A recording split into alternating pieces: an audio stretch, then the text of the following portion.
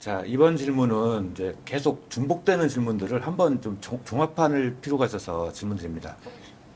신랑이 맞선 볼 때 어떤 신부를 선택을 해야 좋은 신부를 선택할 수 있습니까? 자, 제가 이 질문에 대해서는요, 먼저 한 가지 양해 말씀을 드리고 제가 설명을 좀 드릴게요.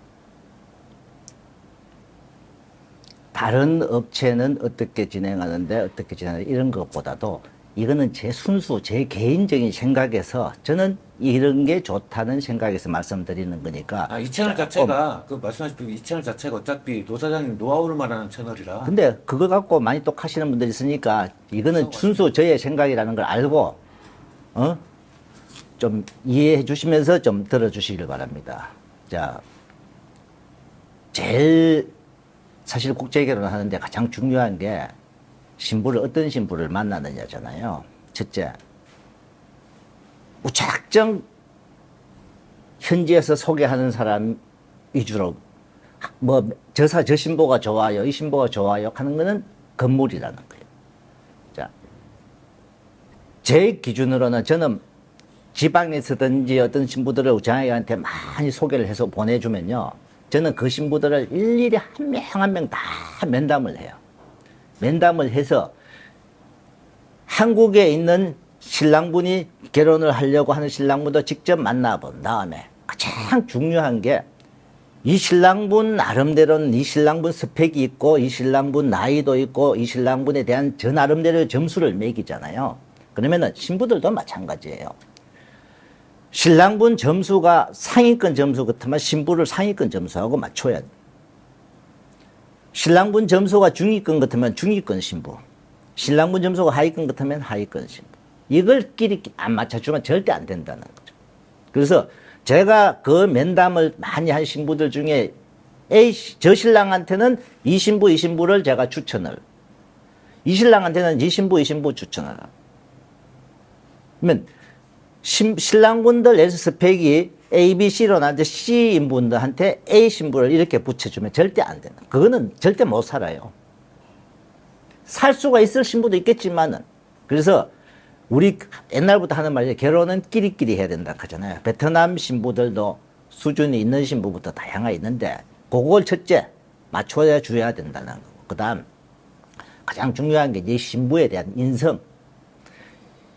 신부가 무슨 일을 하고 과거에 어떤 직업을 가졌고 이런 것부터 가족, 현재 부모님이 무슨 직업을 가지고 있고 부모님 나이가 어떻고 부모님의 경제적인 게 어느 정도고 이 신부가 그동안에 돈을 벌어서 부모님한테 생활비를 과연 보탰는지 안 보탰는지 이런 거 하나하나 다 체크를 합니다.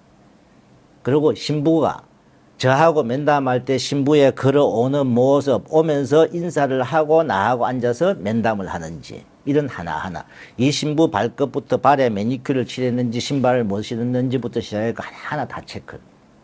그러고 신부에 대답하는 자세. 어떤 신부들, 제대로 된 신부들은요, 딱 걸어오면서 의자에 앉기 전에 인사, 우리 왜 꼭 회사에 면접 보듯이 인사 딱 하고 앉는 신부가 있는 반면에 탁 오자마자 다리 탁 꼬고 앉아요. 다리 꼬고 앉는 신부, 너는 바로 안녕히 가세요입니다. 그리고 첫째, 기본적인 학력은 반드시 있어야 된다. 어느 정도죠? 학력이 낮으면은 만약에 신부가 20대 초중반 안쪽이다 그러면은 반드시 거의 12학년은 돼야 된다. 그리고 대학교를 어느 뭐 전문대, 여기는 2년제, 3년제, 4년제, 5년제까지 대학이 있잖아요. 거기 다니는 분들도 가끔 있으니까. 학력은, 자, 지금 시골에서 20대 초반 신부들 중에는요, 부모님 형편 때문에 신부가 학교를 못 다녔어요. 드물어요. 웬만하면 시골도 이제는 그래도 최소 12학년까지는 안 되더라도 11학년, 12학년 가까이는 20대 초반 신부들은 되어야 된다. 그 다음에 20대 중반 이상, 20대 말 신부들은요, 그래도 10학년, 10학년까지도 괜찮아요. 근데 도리어 20대 중반 이상 신부들은 더 고학력이 많아요. 20대 중반 이상 신부들이 도리어 대학교 다닌 신부들이 더 많다는 거. 최근에 우리 결혼한 신부들도 신랑분 스펙이 괜찮은 분들 다 대학교 졸업한 신부들도 몇 명 결혼했으니까요. 그 학력, 근데 그 학력을 신부가 속일 수가 있어요. 누구 말 맞다나 마담이 우리한테 보내준 신부들다. 그럼 어떤 마담은 너 학력 낮게 말하면 거짓말인데 우리는 반드시 신부들한테 합니다. 나중에 학력에 대한 서류 가지고 와야 됩니다. 학력에 대한 서류 반드시 결혼시키는 사람이 확인해야 된다는 거예요. 서류 위조가 안 되나요? 할 수 있다고 생각하는데 한국 사람들은. 네, 후진국이니까. 그럴 수도 있겠지만 꼭 거기까지는 뭐 위조까지 한다 그러면 사실 우리도 할 말이 없잖아요. 그 정도 같으면은 뭔가 다른 이 신부가 다른 것도 뭔가 표가 나겠죠. 그걸 위조해 올 정도 같으면 이 신부가 기숙사 생활에서 진짜 착하다 소리 들을 정도로 생활 못 하겠죠. 뭔가 표가 나겠죠. 일단 기본적인 건 학력이 어느 정도 있는 신부들. 그 다음에 이 신부 마인드가, 자, 신부가 본인의 돈 버는 걸 매달 뭐 절반 이상을 부모님한테 생활비를 보태줘야 돼요 하면은 조금 그는 기피하는 게 좋겠죠. 신부 집이 참 사실 많이 경제적으로 어려운 집이다. 그 신부가 사실 아주 좋다 그러면은 또 신랑이 능력이 되고 내가 부모님도 뭐 도와줄 수 있는 상황 같으면은 괜찮아요.